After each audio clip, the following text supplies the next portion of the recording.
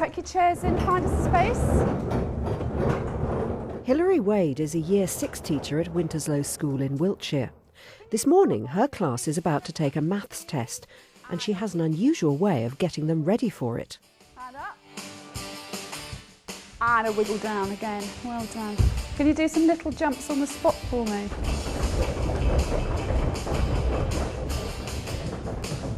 Well done. Hopping on one foot in a circle. What Hilary's class is doing is a form of brain gym that includes physical exercises called Wake and Shake. Wake and Shake is a coming together of two ideas. With obesity levels in children rising, the government is behind a big push towards daily physical exercise, over and above normal PE.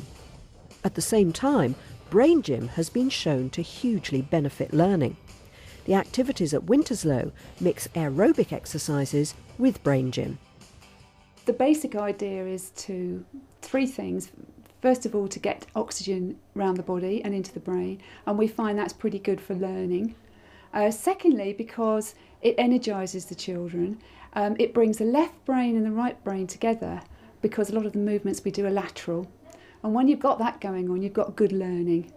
And thirdly, it's fun. And if something's fun, then it makes you feel good.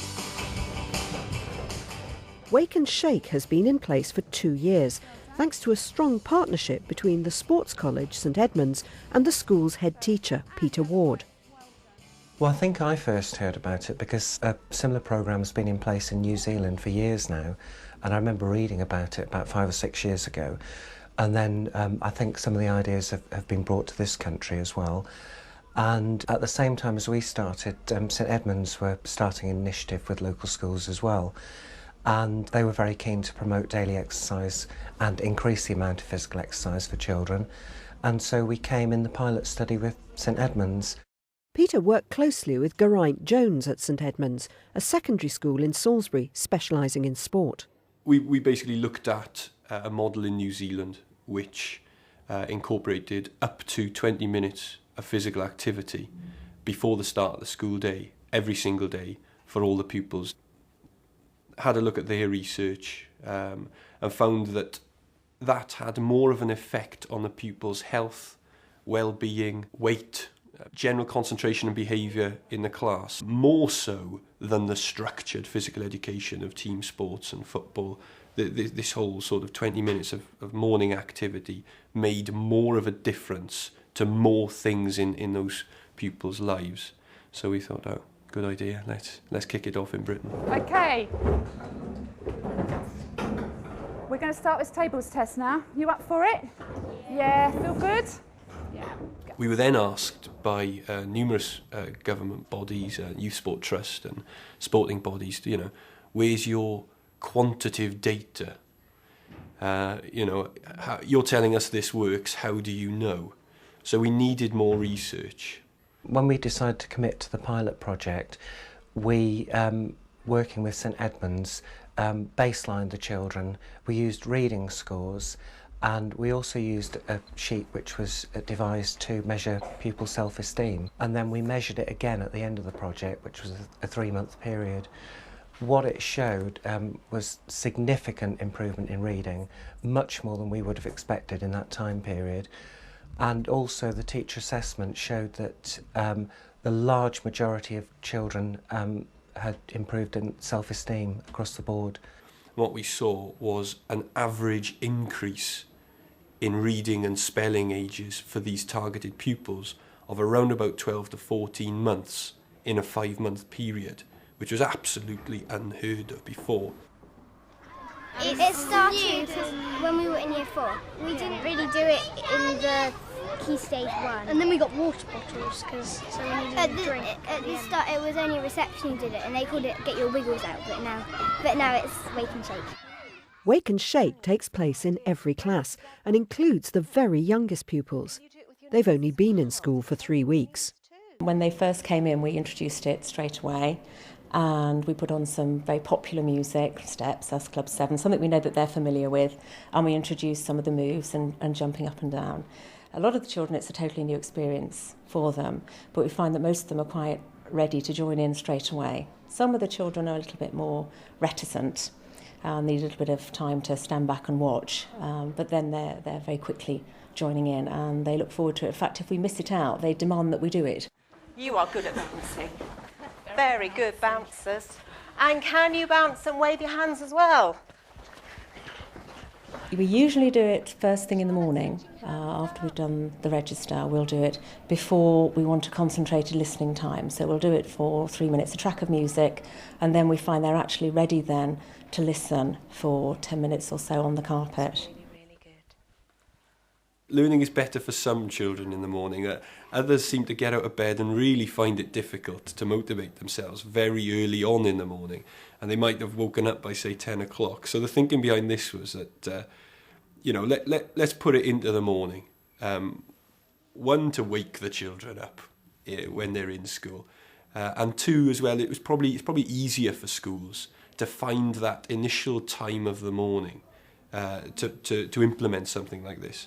And still in your space, can you do spotty dogs? Oh, well done. When Wake and Shake is started in a school, we will send a fitness expert out to work with the staff and with the children over a 6-week period. And their job is basically to make it a sustainable project. And then after 6 weeks, we'll come out of that school and then revisit in 3-4 months' time to see if they need any more support. Wake and Shake isn't the only initiative of its kind in the country. Devon LEA is also extremely proactive, and Eid School in Exeter has its own unique scheme.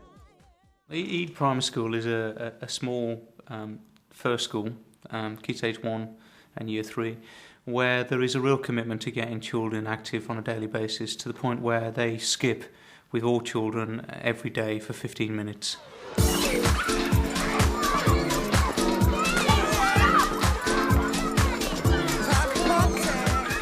We're a small village school on the edge of Exeter in Devon. We have only 55 children in the school, and we obviously have our own special little systems of doing things. Because we're so small, we're able to work in ways that it's harder to work in a bigger school. And one of the things that we're doing in Exeter as well as in Eid is something called accelerated learning, which actually involves children in developing whole brain learning. 10 minutes of daily exercise first thing in the morning plays a key part in developing Eid's strategy for whole brain learning. We started off by trying out a number of different activities each day. We tried some aerobics routines, we tried some jogging circuits around the field. We tried to do a different activity each day, but it was the skipping that the children really took to, and they actually asked if they could do skipping more often, and so it sort of grew from there. Because the children were interested, we brought in an outside agency. We brought in 2 coaches to work with the children, and they've been in for about the last 3 years. We invite them in and they work with the older children, and they teach them how to do little skills, teach them how to do rocking horse or cross, or teach them how to use the long rope and work in teams with each other. And they then enthuse the younger children, and they start joining in naturally over the playtimes and lunchtimes. I think you will notice that a lot of the boys are skipping, and that was one thing that we were trying to work on, was boys' underachievement. And if the boys aren't achieving as well as the girls, they can at skipping, because you'll find that the boys are just as well coordinated. Are you ready, boys? Go on then, show us what you can do. All they have to do is turn the rope over their head, step over it, and they're on the way to skipping. And some of them are really thrilled with that. And then they challenge themselves to do that twice. And soon, before they know it, they're skipping. And the looks on their faces tell you how proud they are of what they can do, which then goes back into the classroom, because they know that if they stick at something, they will improve.